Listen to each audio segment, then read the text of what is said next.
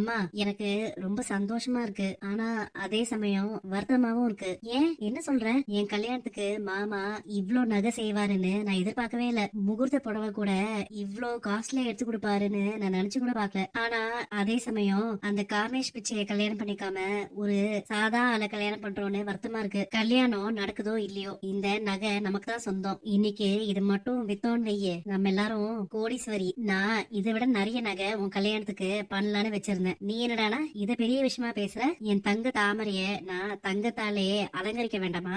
உனக்காக நான் இதை விட நிறைய பவுன்ல நகை சொல்லிருக்கேன். அதுக்கு முன்னாடி உங்க மாமா கொடுத்த நகைலாம் ஜுஜுபி. உனக்கு நான் தங்க ஜரிகையிலேயே பட்டுப்புடவை ஆர்டர் பண்ணிருக்கேன். என்ன சொல்றீங்க பிச்சை? நிஜமாவா? எனக்கு வேற பயங்கரமா பசிக்குதே. கிளாஸ் முடியறதுக்கு ஆனா 1 மணி நேரம் இருக்கே இன்னும். இப்ப என்ன பண்றது? 5 நிமிஷம் சொல்லிட்டு சீக்கிரம் வெளியில வா. அன்பு காட்டினாலும் அநியாயம் பண்றேன்னு சொல்ற, அன்பு காட்டலனாலும் அநியாயம் பண்றேன்னு சொல்ற. நான் என்னதான் பண்றது?